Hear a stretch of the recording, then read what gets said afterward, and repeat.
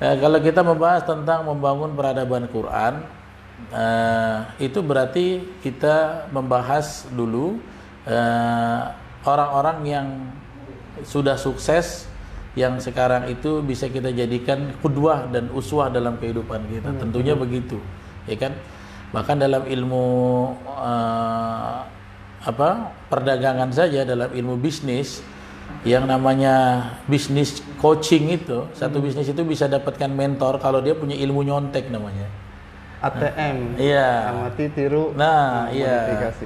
Jadi siapa yang telah mendapatkan kesuksesan, kita nyontek ilmu dan caranya, kemudian kita inovasikan dengan apa yang kita punya begitu. Nah, memang kalau kita bahas tentang peradaban hari ini, peradaban itu orientasi orang tua, ya, seorang ayah bunda itu, bagaimana dia punya orientasi anak-anak yang peradabannya punya basic duniawi, itu saat yang kita sedih.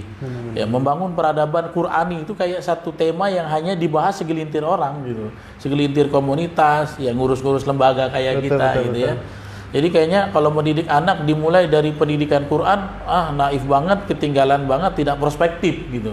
Enggak menjanjikan. Yang menjanjikan anak itu harus jago bisnis, English language, kemudian dan lain-lain, ya pokoknya harus tahu gadget ya. Jadi seolah-olah pendidikan Al-Quran itu bukan sesuatu yang dijadikan satu tujuan. Padahal kalau kamu ingin memperbaiki umat ini, mulailah peradaban dengan mendidik mereka dengan Al-Quran. Contohnya banyak Ustaz Eko. Kayak kita sekarang lihat dalam ilmu agama, kita kenal namanya Al-Imam Asy-Syafi'i. Imam Syafi'i itu adalah perjalanan beliau untuk mencari ilmu dimulai ya bihifdzil Quran, dengan pelajaran Quran dulu. Dimulai dengan Al-Quran. Umurnya masih sangat muda, di bawah 10 tahun, tapi peradaban perjalanan hidupnya itu dimulai dengan mempelajari Quran. Itu dalam bidang, itu kan dalam bidang agama. Ya ada lagi Imam Nawawi yang kitabnya Riyadhus Shalihin di mana-mana dipakai seluruh dunia.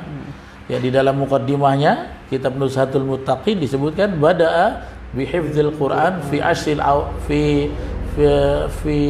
al-ashir min umrihi. Beliau memulai perjalanannya sebelum jadi Nawawi yang sekarang masyhur orang tahu, rupanya memulai kehidupannya dengan peradaban Quran umur 10. Dan cuma itu, kayak ya penemu matematik ya kan, Al-Khwarizmi gitu ya. Al-Khwarizmi, kemudian ya, Ibnu Sina, itu semuanya memulai sebelum ya untuk mempelajari yang lain, mereka memulainya dengan mempelajari Al-Quran. Jadi banyak orang-orang sukses itu memulai rihlah talabul ilminya dengan Al-Quran gitu Ustaz. Jadi ini harus jadi terpatri. Kemudian jangan dibilang anak yang dibangun peradabannya dengan Quran tidak prospektif untuk orang tua. Nah itu dia. Nah ini mungkin narasi awal kita. Betul Ustaz. Jadi momok yang ada sekarang itu orang tua Al-Quran tertinggal, pendidikan Quran tertinggal, terus tidak menjanjikan. Akhirnya memilih yang dikiranya prospek gitu Ustaz. Iya, prospektif ya. Nah ini mungkin dari Ustaz bisa memberikan contoh. Kita kan biasanya masyarakat itu lebih kena dakwahnya apabila dengan contoh. Nah mungkin dari sosok-sosok yang mungkin Ustadz kenal atau yang masyhur di kalangan umat Islam, yang mereka punya basic Al-Quran tapi dari sisi ekonomi mapan, dari sisi pengetahuan sains luar biasa, dari sisi apalagi misalnya bisnis gitu Ustaz. Mungkin ada gambaran-gambaran Ustaz? Ya, salah satu contoh yang kalau kita lihat include satu tokoh yang peradaban Quran menghiasi kehidupannya, sukses salah satunya adalah Khalifah Umar bin Abdul Aziz. Beliau itu kan lebih masyhurnya adalah khalifah yang waktu beliau menjadi pemimpin itu ekonomi sangat merata sampai mencari mustahik susah. Itu sekarang itu hampir susah didapat. Mana pemimpin sekarang yang bisa susah nyari mustahik, malah nyari duit buat mustahik yang susah. Betul. Nyari duit buat mustahik yang susah. Bahkan dalam literatur sejarah Islam, para mu'arrikhin mengatakan Umar bin Abdul Aziz adalah salah satu yang boleh masuk nominasi khalifah kelima. Boleh disebut gitu. Berarti kan diakui, betul-betul diiktiraf oleh orang-orang kesuksesannya. Dan lebih banyak dikenal orang itu karena adalah kesuksesan ekonomi. Betul.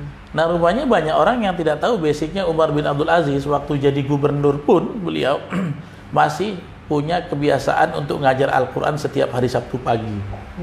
Jadi sebelum jadi khalifah? Sesudah jadi khalifah. Oh, sesudah khalifah.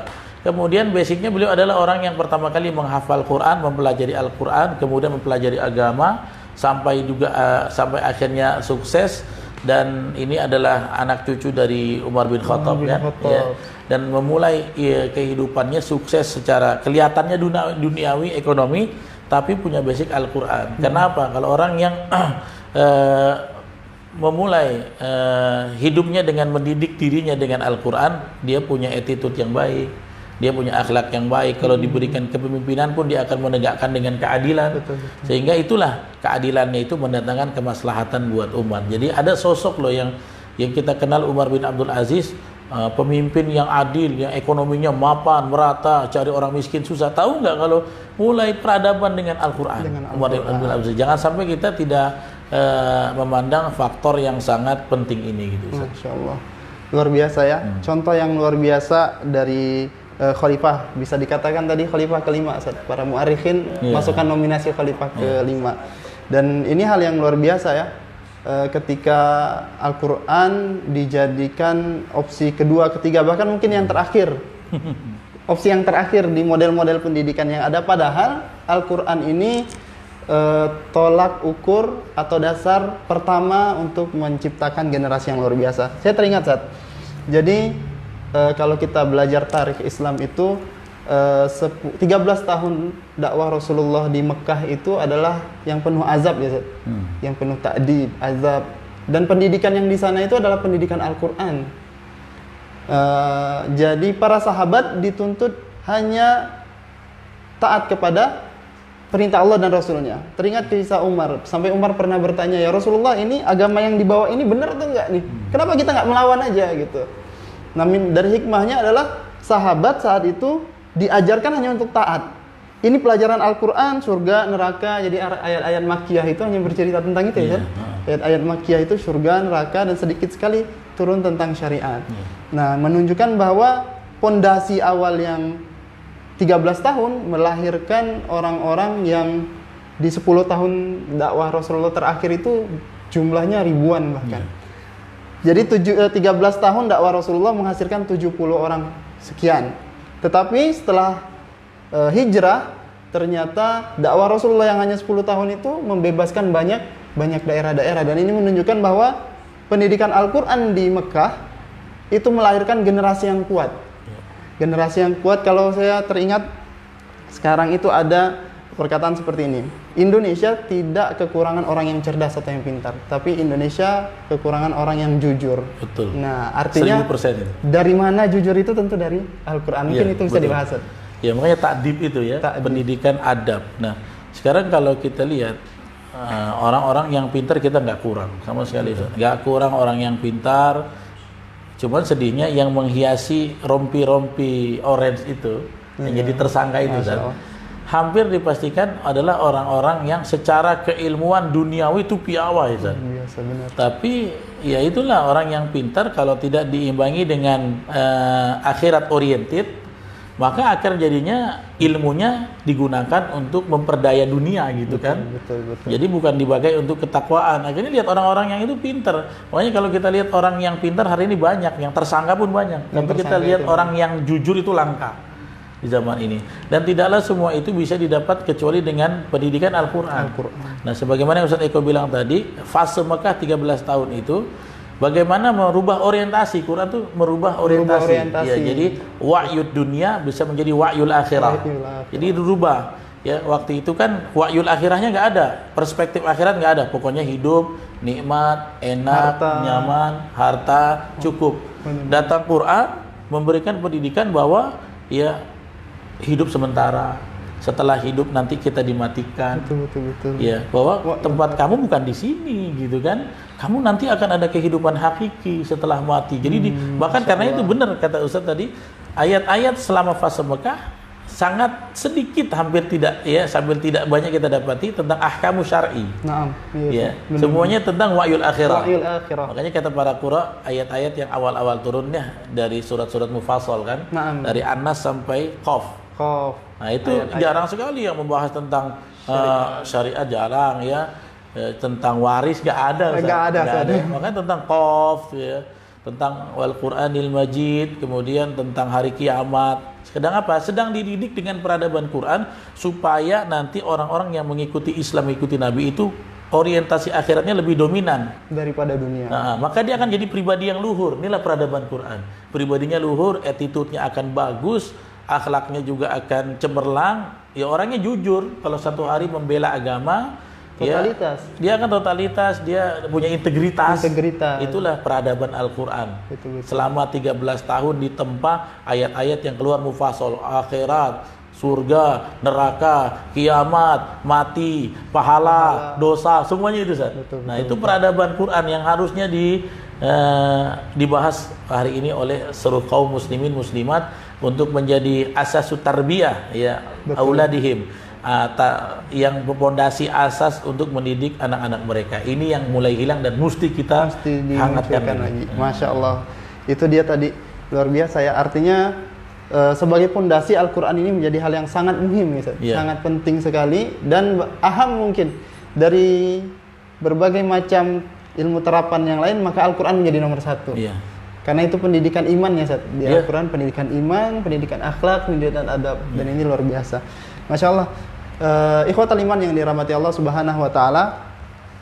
Jadi kalau dari Ustadz sampaikan tadi bahwa Al-Qur'an menjadi seharusnya di tengah zaman yang penuh kerusakan seperti saat ini, maksiat di mana-mana, semestinya Al-Qur'an menjadi orientasi pertama orang tua untuk mengembalikan generasi emas itu. Ustadz, kira-kira gambarannya seperti apa sih generasi Quran itu, Ustadz? Ketika berbicara, ketika berperilaku seperti apa, kemudian ketika bersikap seperti apa, kira-kira seperti apa? Ya, tentu orang-orang yang dididik dengan Al-Quran seperti yang kita bahas tadi adalah dia akan memiliki husnul khuluq. Pribadi yang baik itu yang dibentuk oleh Rasulullah. Coba bayangin aja dengan Quran, Umar bin Khattab yang tadinya emosional, tipikalnya, disentuh dengan Quran, jadinya tetap dia punya giroh, tapi untuk agama, lebih menjadi santun, kan gitu. Artinya semangatnya nggak kemana-mana ya? Nggak kemana-mana, tereksplor dengan baik, dengan pendidikan Al-Quran. Nah ini yang mesti kita galakkan, dan kita ini tidak terkungkung bahwa orang yang menghafal Quran dididik dengan Al-Quran itu harus jadi ustadz gitu, enggak. Maksudnya kita pengen pahamkan kepada para ayah bunda dan seluruh kaum muslimin muslimat bahwa pendidikan Quran ini sebagai asas tarbiyah saja. Jadi kamu mau profesi apa, monggo. Karena apa? Akhlak itu, attitude itu kita bentuk dengan pendidikan Quran. Pendidikan imani, gitu ya. Ini makanya ada dulu yang menarik, Ustaz. Ada satu kitab yang dilarang di Turki di masa Khilafah Utsmani. Kitab itu betul-betul dilarang, tidak boleh beredar, bahkan dibakar kalau ketemu. Jadi saya menarik waktu itu pemaparan dari guru kita Ustaz Budi Azhari LC. Beliau membahas rupanya kitab apa itu. Akhirnya ketika masa rezim zalim ya yang menggigit Turki Utsmani saat itu telah berakhir, kemudian manuskrip itu dicari lagi. Kitab-kitab yang ditemukan itu adalah kitab yang membahas bagaimana memulai peradaban sebagaimana peradaban Rasul. Apa itu kitabnya? Yang membahas bahwa dulu Madrasatul Rasulillah itu dimulai peradaban Quran agar membentuk pribadi yang bagus sebelum ditempatkan jadi siapa saja, jadi tentara. Apa nama lembaganya yang dibuat terus, namanya Kutab. Oh, itu berarti Kutab. Inspirasi beliau. Iya, itu inspirasi beliau. Ya, Kutab itu adalah manhaj tarbiyah auladiyah yang memang manhajnya Rasulullah. Dan waktu Khilafah Utsmani, Turki Utsmani itu dipegang rezim yang sekuler, buku ini dipendam betul-betul, disembunyikan. Ada ketakutan. Karena Al-Quran ini bisa rubah peradaban. Bayangkan Ustaz, kenapa Al-Quran itu tidak diturunkan di tanah Kepri? Kenapa Al-Quran tidak diturunkan di tempat teman-teman sekalian, tapi diturunkannya di Jaziratul Arab. Karena Jaziratul Arab adalah peradaban yang paling rusak saat itu ya. Lihat bagaimana punya anak perempuan aib dikubur. Menikah itu sistem nikah ya qoblal bi'tsah Muhammad sallallahu alaihi wasallam, sebelum diutus Nabi, sebelum syariat itu ditegakkan, nikah itu satu perempuan boleh digauli 10 laki-laki. Kan gitu ya. Ya, kemudian peradaban, kenapa Allah tidak turunkan di Kepri, Allah pilih di Jazirah Arab?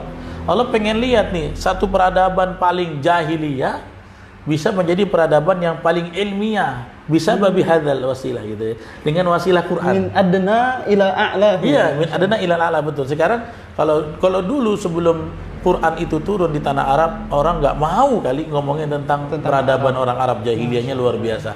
Tapi sekarang kalau kita ngomong orang Islam, rujukan belajar di mana? Pasti di sana, di Timur Tengah. Nah, itu sebenarnya itu ada satu hikmah kenapa Quran turunnya di sana.